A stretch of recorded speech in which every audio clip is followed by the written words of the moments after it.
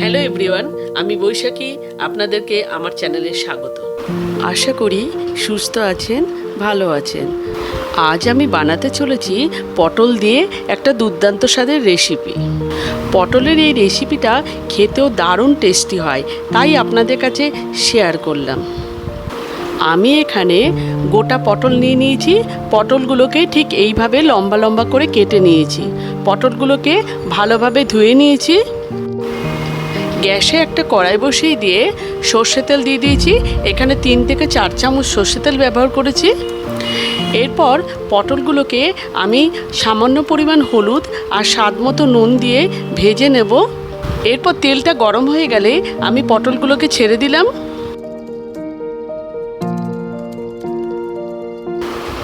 এরপর পটলগুলো আমার ভাজা হয়ে গেছে, একটা প্লেটে তুলে রেখে সরিয়ে দিলাম। ওই তেলেই গোটা গরম মশলা দিয়ে দিলাম। এর মধ্যে লবঙ্গ, দারচিনি, এলাচ আছে। আর দিয়ে দিলাম 1 চামচ কালো জিরে। এরপর দিয়ে দিলাম পেঁয়াজ কুচি।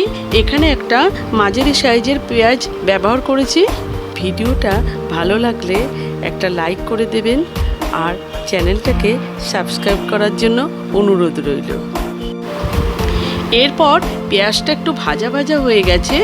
এরপর 3 চামচ টমেটো পিউরি দিয়ে দিলাম। আর দিয়ে দিলাম আদা, রসুন, কাঁচা লঙ্কা একসাথে বেটে নিয়ে নিয়েছিলাম, সেটাও 1 চামচ দিয়ে দিলাম। এরপর মশলাটাকে ভালোভাবে মিশিয়ে নেব। এরপর মশলাটা ভেজে নেব যতক্ষণ না আদা, রসুন, টমেটোর কাঁচা গন্ধটা যাচ্ছে। এরপর সামান্য পরিমাণ হলুদ দিয়ে দিলাম স্বাদ মতো নুন।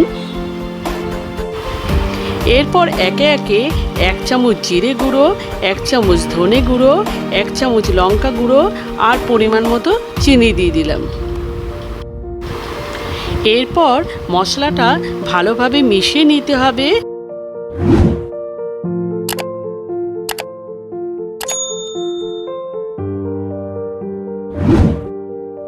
মশলাটা একটু কষানোর পর 2 চামচ চালমগজ বাটা দিয়ে দিলাম। এরপর চালমগজ বাটাটা ভালোভাবে মিশিয়ে নেব। এরপর একটা বাটিতে অল্প পরিমাণ জল নিয়ে সেটাও দিয়ে দিলাম। এরপর নাড়াচাড়া করে ঢাকা চাপা দিয়ে দিলাম 5-7 মিনিটের জন্য। এরপর ঢাকা খুলে দেখাচ্ছি, মশলাটা থেকে তেল ছেড়ে দিয়েছে। এরপর পরিমাণ মতো জল দিয়ে দিলাম।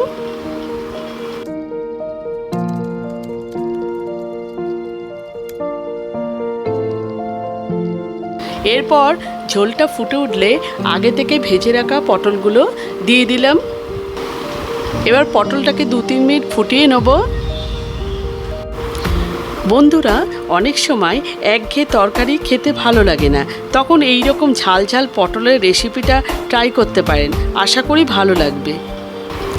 এরপর 1 চামচ গরম মশলা গুঁড়ো দিয়ে দিলাম আর দিয়ে দিলাম সামান্য পরিমাণ ঘি। ঘিটা অপশনাল, এটা নাও দিতে পারেন, তবে পটলের এই রেসিপিটাতে ঘি দিলে ভালো লাগবে।